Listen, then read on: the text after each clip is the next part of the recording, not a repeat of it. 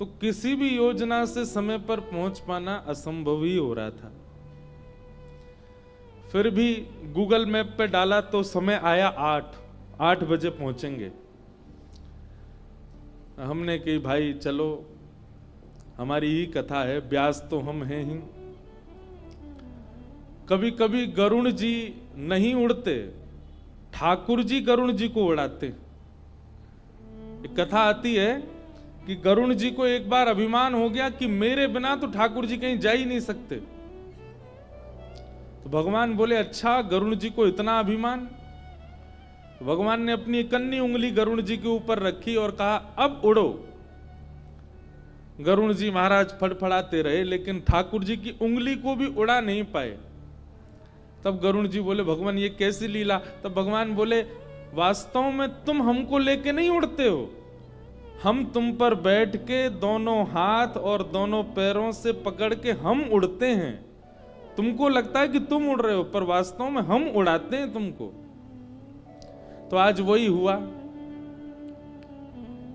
हमारे साथ जो दो भैया आए, ये दोनों कैसे बेचारे राम राम जपते आए हैं हमें ही पता है। लेकिन ये था कि आज कथा प्रारंभ तो करनी ही है, चाहे आप एक ही व्यक्ति बैठा होता तो भी हम कथा सुनाते।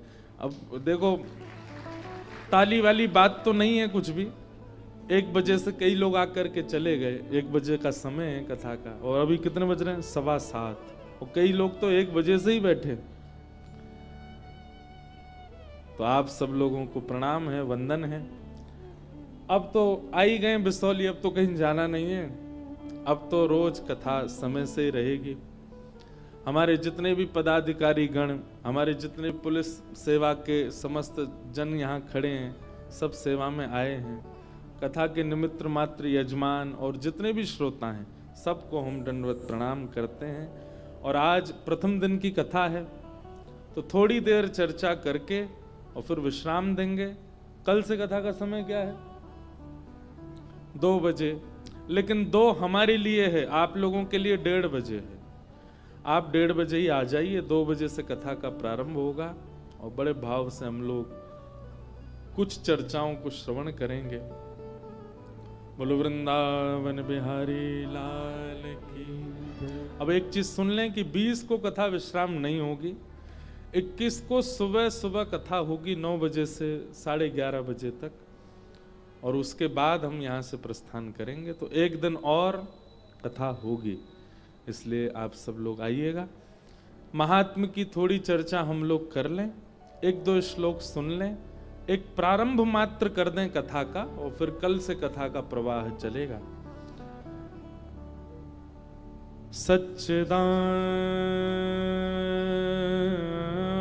सच्चिदानंद रूपाय विश्वोत्पत्त्यादि हेतवे तापत्रय विनाशाय श्री कृष्णाय वयं नमः। सच्चिदानंद रूपाय। भगवान के 3 रूप हैं, सत्य, चैतन्य और आनंद। सबसे पहली बात है कि श्री ठाकुर जी सत्य स्वरूप हैं। बहुत ध्यान से सुनिएगा आप, ठाकुर जी सत्य हैं। मैं एक बात कथा में कहा करता हूं कि यदि कोई व्यक्ति सुबह शाम पूजा नहीं करता, मंगलवार के व्रत नहीं करता, सोमवार के व्रत नहीं करता, लेकिन वह व्यक्ति सत्य जरूर बोलता है, तो वो व्यक्ति भी किसी जपी से, किसी तपस्वी से, किसी योगी से कम नहीं है। बहुत ध्यानपूर्वक सुनिएगा हमारी बात। हम लोग व्रत उन चीजों का करते हैं जिन चीजों के हम आदी होते हैं। जैसे कि अन्न के हम आदी हैं, अन्न के बिना हम रह नहीं सकते, इसलिए हम उसका व्रत करते हैं। महीना में 1 दिन, महीना में 2 दिन, हफ्ते में 1 दिन हम व्रत करते हैं। उस अन्न का त्याग करके हम ठाकुर जी को ये बताते हैं कि नाथ देखो, हमने ये त्याग किया, अब इसके बदले हम पर आप कृपा करो। पर अब जैसे जैसे समय आगे बढ़ता जा रहा है, हमारी जरूरतें कुछ और हो चुकी हैं। आज अन्न का व्रत करना कोई बड़ी बात नहीं है। हम कथा में कहा करते हैं, व्रत करना है तो मोबाइल का करके दिखाओ। अन्न का व्रत करना बहुत सरल हो चुका है, पर फोन का व्रत करना बहुत कठिन है। अगर आपसे कहा जाए कि भाई आने वाली अब सोमवार को आपको व्रत करना है, लेकिन महादेव को प्रसन्न करने के लिए अन्न नहीं छोड़ना, एक दिन फोन नहीं चलाना, वो आपके लिए ज्यादा कठिन हो जाएगा। अन्न को आप त्याग सकते हो। ये अन्न का व्रत तो उस समय प्रारंभ हुआ था जब हमारा सर्वस्व अन्न ही था, जब सब कुछ नहीं था, केवल अन्न से ही हमारा गुजर बसर होता था। इसलिए अपने व्रतों को परिवर्तित कीजिए। जरूरी नहीं है कि आप अन्न का ही व्रत करो। आप महादेव के पास जाकर के महादेव से प्रणाम करके कहो, हे महादेव, आने वाले इतने सोमवार तक, अब देखो श्रावण तो चला गया, पर अब आगामी अगले वर्ष का जो श्रावण आए, हमारे कहे से एक काम कीजिएगा, जितने सोमवार श्रावण में आते हैं सारे सोमवारों में अपनी बुरी आदतों का व्रत कीजिए। हर सोमवार को ये नियम ले लीजिए, सोमवार सोमवार हम क्रोध ही नहीं करेंगे, हमारा व्रत रहता है भाई, क्रोध नहीं आएगा चाहे कोई कितना ही बुरा करे। आप विश्वास माने, अन्न के व्रत से ज्यादा प्रभावशाली व्रत आपका माना जाएगा।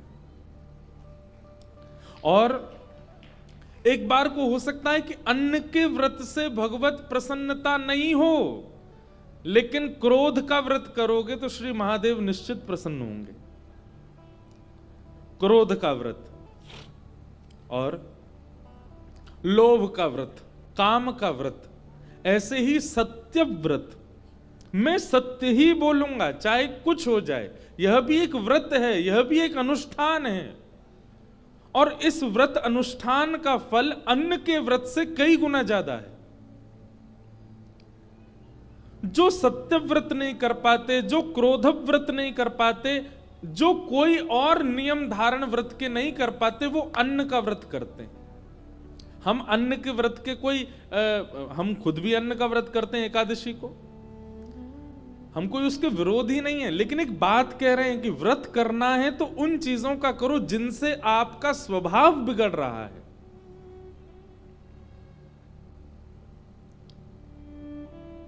व्रत ऐसा करो क्योंकि सत्य भगवान का स्वरूप है। हफ्ते में एक दिन ऐसा रखिए कि चाहे जो हो जाए, इस दिन असत्य बोलना ही नहीं, मजाक में भी नहीं बोलना, तो आप कहीं ना कहीं हिमालय के तपस्वी के बराबर तप ही कर रहे हो, क्योंकि आप एक दिन पूरा सत्य बोल रहे हो। संसार में हर व्यक्ति झूठ बोलता है, हर दिन बोलता है। व्यास मंच पर हम बैठे हैं, हमसे भी झूठ बोलता है। व्यास मंच पर नहीं बोलता, पर अपने व्यवहार में, अपने परिवार में, अपने मित्रता में, अपने सखे संबंधियों के साथ हमारा भी झूठ हो जाता है। लेकिन कोई एक ऐसा दिन हो, और एक बात याद रखिएगा, आप जिस दिन को चुनेंगे कि उस दिन हमको सत्य ही बोलना है, ठाकुर जी भी परीक्षा उसी दिन करेंगे। ऐसी कोई नीति बनाएंगे कि आपको सत्य बोलना ही पड़ेगा। आप सत्य से बचोगे ही, लेकिन याद रहिएगा, अपने अपने व्रत के प्रति निष्ठावान हो जाइएगा, चाहे जो हो जाए आप सत्य ही बोलो। एक कथा सुनाए, नामदेव जी महाराज हुए महाराष्ट्र में। नामदेव जी का एकादशी निष्ठा थी, मैं कथा में सुनाता हूं। वो एकादशी के दिन अन्न नहीं खाते थे, और खाना भी नहीं चाहिए, शास्त्र मना करते हैं। एकादशी व्रत करते थे, और केवल करते ही नहीं थे,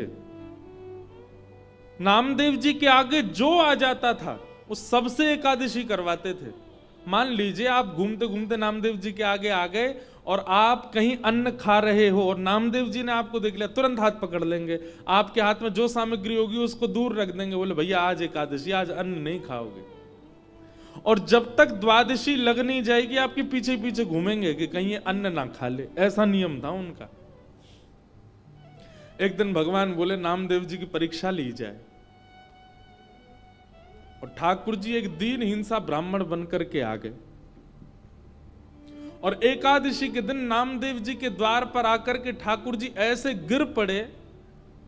नामदेव जी दौड़ करके गए, अरे ब्राह्मण देवता आए हैं, अरे कोई जल लेकर के आओ, अरे गृहिणी सुनो जल्दी इनकी सेवा करो। वो ब्राह्मण कहने लगा, अरे भैया नामदेव, मैं बहुत दिन से भूखा हूं, मुझे किसी ने कहा इस नगर में तुम ही वैष्णव हो, कृपा करके मुझे कुछ खिला दो ना, अन्न खिला दो, मुझे बहुत भूख लगी है। नामदेव जी बोले, क्षमा करना भगवान, आज तो एकादशी है।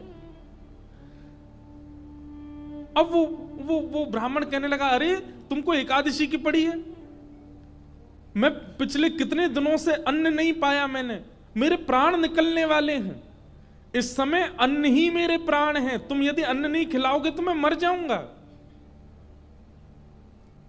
नामदेव जी महाराज बोले, भगवान केला खा लो, सेब खा लो, दूध पी लो, पर अन्न नहीं खिलाऊंगा, आज एकादशी है। और मेरे प्राण निकल गए तो? नामदेव जी बोले, तो फिर बहुत अच्छा है, एकादशी के दिन प्राण निकलेंगे तो वैकुंठ ही जाओगे, लेकिन अन्न नहीं खाने दूंगा, चाहे आप जो कहो। अब वो कोई ब्राह्मण कोई और थोड़ी, भगवान ही आए थे। अब तो ठाकुर जी जोर जोर से चिल्लाने लगे, अरे भैया मुझे कोई बचाओ, मुझे कोई अन्न खिलाओ, मुझे कोई रोटी चावल कुछ तो खिलाओ, मेरे प्राण निकल रही है, नामदेव मुझे कुछ नहीं खिला रहा है। अड़ोसी पड़ोसी इकट्ठे हो गए, सब लोग बोले, ए नामदेव तुम्हारी एकादशी है, तुम करो एकादशी, उनसे क्यों करवा रहे हो? नामदेव जी बोले, मेरा नियम है, मेरे आंखों के आगे जो आ जाएगा सबसे करवाऊंगा मैं तो। अब पड़ोसी कहने लगे, ब्राह्मण देवता आप तो हमारे साथ चलो, हमारे यहां चलो, वहां पा लेना। नामदेव जी ने हाथ पकड़ लिया, बोले ले जाने भी नहीं दूंगा। ब्राह्मण बोले, बड़ा विचित्र भाई, मेरे प्राण निकल जाएंगे। बोले भले ही निकल जाएं, खिलाने के लिए मना थोड़ी किया, केला देता हूं, सेब दे रहा हूं, आपको दूध दे रहा हूं, लेकिन अन्न नहीं दूंगा। अब ठाकुर जी तो जब नाटक करने में आते हैं तो सबको पीछे छोड़ देते हैं। आहा, विलाप करते करते करते करते ठाकुर जी ने ऐसा नाटक किया कि प्राण निकल ही गए, लेकिन नामदेव जी ने अन्न नहीं खिलाया। जैसे ही उस ब्राह्मण के प्राण निकले, नामदेव जी महाराज नेत्रों से अविरल अश्रुधार गिरने लगी। सब लोग नामदेव पे चिल्लाने लगे, अरे ऐसी कैसी एकादशी तेरी कि तेरे द्वार पर आकर के एक ब्राह्मण ने अपने दम तोड़ दिए, ये एकादशी का व्रत मिला तुझे? नामदेव जी बोले, भैया मेरी निष्ठा की वजह से ब्राह्मण के प्राण गए हैं, इसलिए मैं अपने आप को दंड स्वयं दूंगा। एक चिता बनाई, चिता में उस ब्राह्मण का शव पधरा दिया और स्वयं भी उस चिता में बैठ गए, अपनी पत्नी को भी बिठाया, अपने पूरे परिवार को बिठा लिया। बोले हम सब इनके साथ अपने देह का त्याग कर देंगे। जैसे ही चिता में अग्नि प्रज्वलित हुई, वो ब्राह्मण का शव उठ करके खड़ा हो गया, शंख चक्र गदा पद्मधारी श्रीमन नारायण प्रकट हो गए और नामदेव को चिता से उछाल करके बाहर ले आए, हृदय से लगा लिया। अरे मेरे नामदेव, अरे मेरे नामा, ये कोई ब्राह्मण नहीं था, ये तो मैं ही आया था तुम्हारे व्रत की परीक्षा लेने के लिए। मान गए तुम्हारी निष्ठा को। बंधुओं, नियम करना बड़ी बात नहीं है। कई लोग नियम का पालन करते हैं। कई लोगों का नियम है सुबह 4 बजे उठेंगे, उठ करके स्नान करेंगे, हनुमान जी का चोला चढ़ाएंगे, शंकर जी का अभिषेक करेंगे, आदि आदि जो भी उनके नियम करना बड़ी बात नहीं है, पर नियम कितनी निष्ठा से किया जा रहा है ये बड़ी बात है। वो आपका डेली रूटीन की तरह नहीं होना चाहिए, वो निष्ठा के साथ होना चाहिए, उत्सुकता के साथ होना चाहिए। तो भगवान का स्वरूप है सत्य। अगर व्यक्ति बहुत कुछ नियम नहीं करता लेकिन सत्य का आचरण करता है तो वह व्यक्ति भी एक धार्मिक व्यक्ति माना जाएगा। क्यों? क्योंकि सत्य भगवान का स्वरूप है। कोई व्यक्ति नित्य मंदिर नहीं जाता परंतु नित्य सत्य बोलता है तो वो व्यक्ति धार्मिक है। अच्छा, एक और बात, सत्य के भी एक पैमाने होते हैं, कहाँ बोलना चाहिए, कितना बोलना चाहिए, कैसा बोलना चाहिए, यह भी पता होना चाहिए। कई बार कई सत्य अच्छे नहीं होते, कई सत्य अच्छे नहीं होते। कोई कसाई जीव को मारने के लिए जा रहा है और जीव आपके सामने से ही गया है। कसाई आकर के आपसे पूछे कि आपने उस जानवर को देखा, आप सत्य बोलोगे?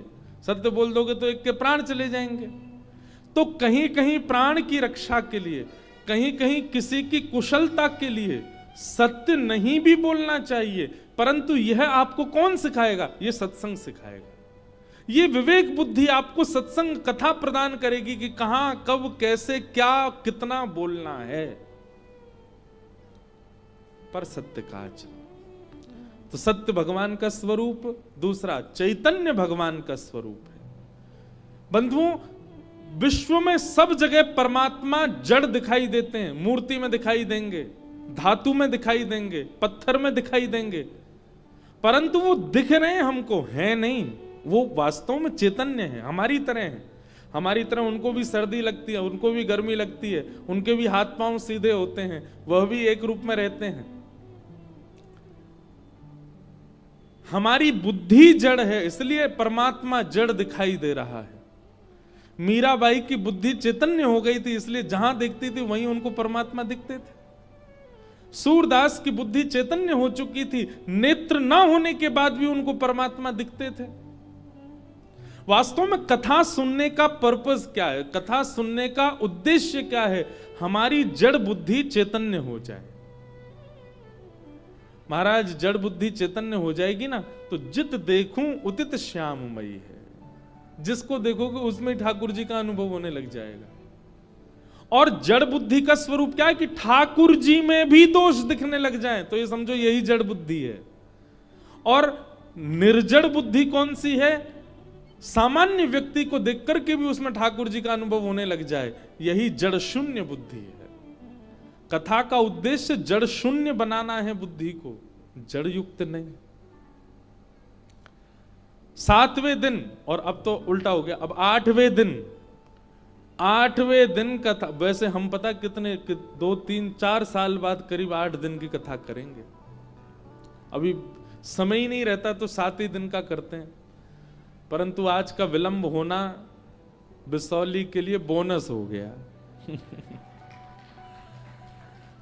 हम रास्ता में बात करते आ रहे पंडित जी से, मैंने कहा कहीं से पंखा भेज दो, मेरी गाड़ी उड़ के आ जाए, पहुंच जाऊं। फिर अंत में हमने कहा भाई एक काम करो, 21 को हमको 1 बजे तक एक स्थान पर पहुंचना है, तो यहीं से उड़ के चले जाएंगे, लेकिन 21 को कथा सुना के जाएंगे।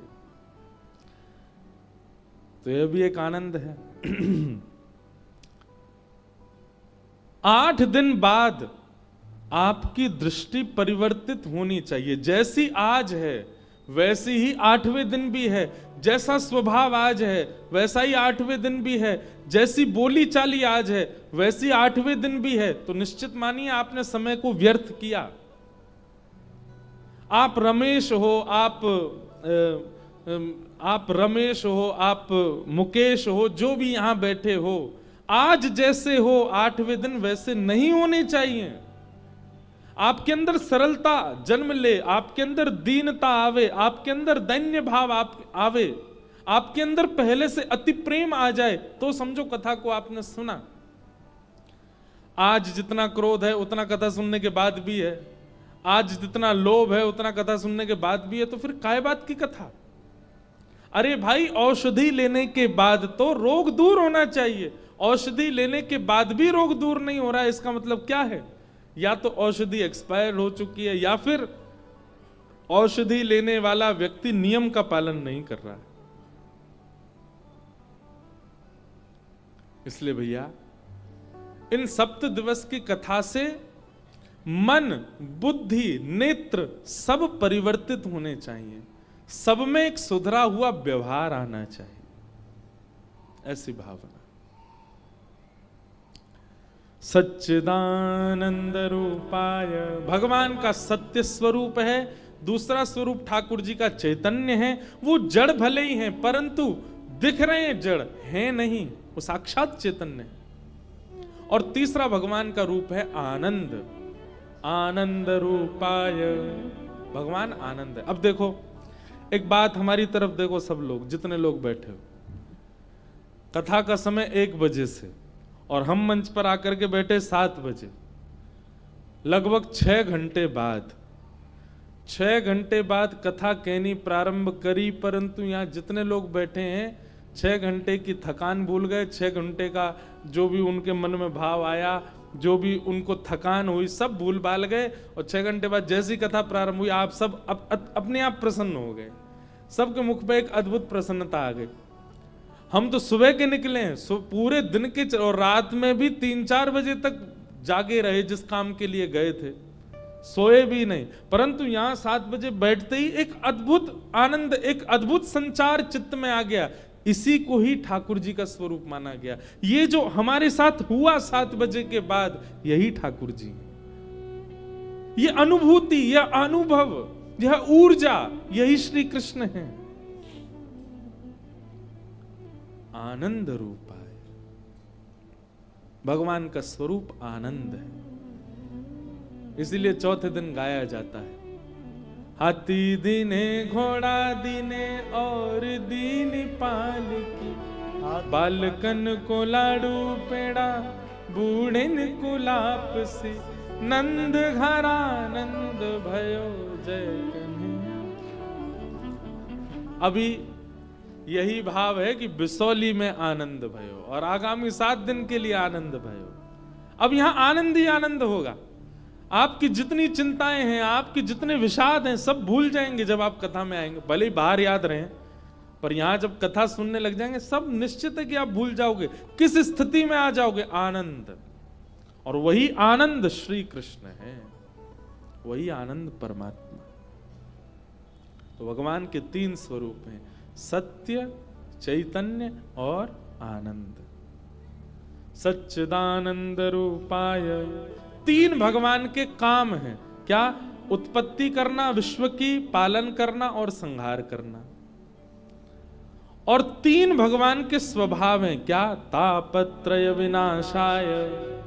आदिदैविक, आदि भौतिक, आध्यात्मिक, तीनों तापों का जो विनाश कर देते हैं, ऐसे श्री कृष्णाय वयम नमः। कोई तन दुखी, कोई मन दुखी, कोई धन बिन रहत उदास, थोड़े थोड़े सब दुखी, सुखी राम के दास। कोई तन से परेशान है, बीमारियां लगी हैं। कोई धन से परेशान है कि धन ही नहीं है। किसी का तन भी सुखी है, किसी पे धन भी बहुत है, लेकिन वो अपने मन से ही परेशान है। कई लोग आपने देखे बहुत धनवान है, शरीर भी बढ़िया है, फिर भी मुख पे मुस्कान नहीं है उनके। क्यों? मन से दुखी है। थोड़े थोड़े सब दुखी, सब दुखी है संसार में, केवल एक सुखी है। कौन? सुखी राम के दास, सुखी कृष्ण के दास। जो राम कृष्ण भजते हैं वही सबसे ज्यादा सुखी है, वही सबसे ज्यादा प्रसन्न है।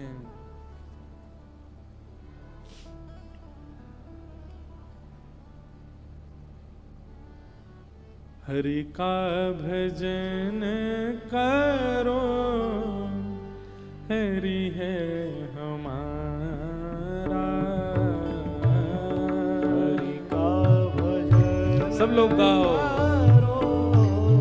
हरि है हमारा।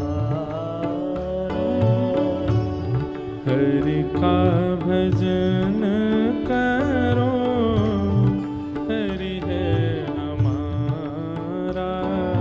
हरि का भजन करो, हरि है हमारा। हे हरि नाम लेने वाला, हरि नाम लेने वाला, हरि नाम गाने वाला, हरि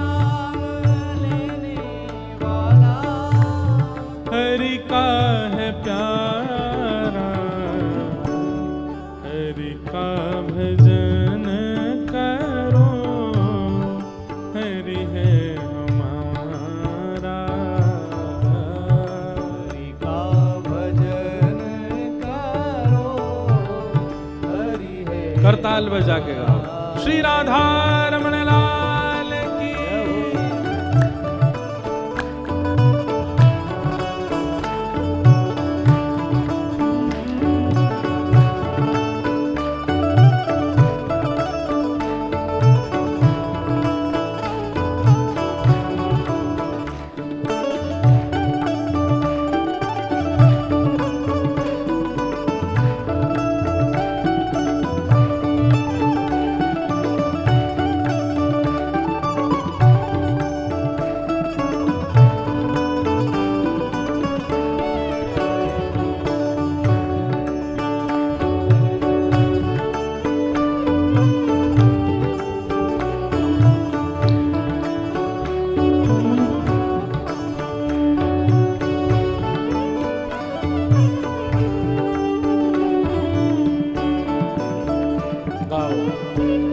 हरि नाम से तेरा काम बनेगा।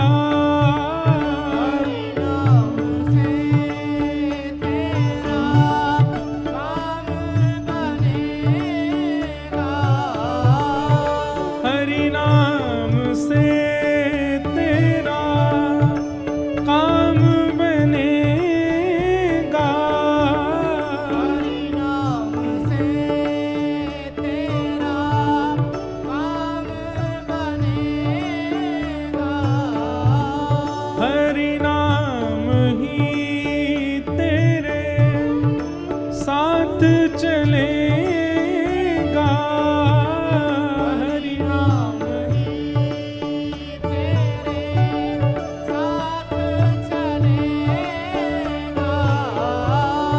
हरि नाम लेने वाला। नाम लेने वाला। प्रभु नाम गाने वाला। नाम गाने वाला। हरि का है प्यारा। हरि का भजन करो। हरि है हमारा। हरि का भजन करो। हरि है हमारा। हरि का भजन करो। हरि है हमारा। हरि का भजन करो। हरि है हमारा। हे हरि नाम लेने वाला।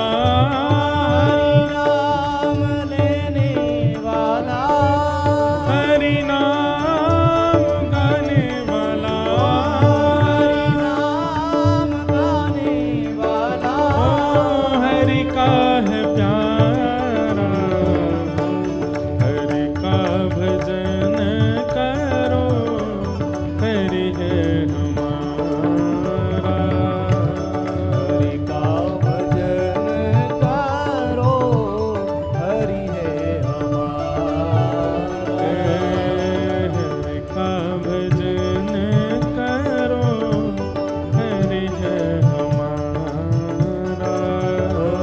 हरि का भजन करो। हरि है हमारा। गोविंद बोलो हरि गोपाल बोलो। करताल बजा के गाओ। गोविंद बोलो हरि गोपाल बोलो। गोविंद बोलो हरि गोपाल बोलो। श्री राधा रमण हरि गोविंद बोलो। रमण हरि गोविंद बोलो। श्री राधा रमण हरि गोविंद बोलो। रमण हरि गोविंद बोलो। जय गोविंद बोलो हरि गोपाल बोलो। बोलो हरि गोपाल बोलो। हरि गोविंद बोलो हरि गोपाल बोलो। बोलो हरि गोपाल बोलो। जय जय गोविंद बोलो हरि गोपाल बोलो। हरि गोविंद बोलो हरि गोपाल। हरि गोविंद बोलो हरि गोपाल बोलो।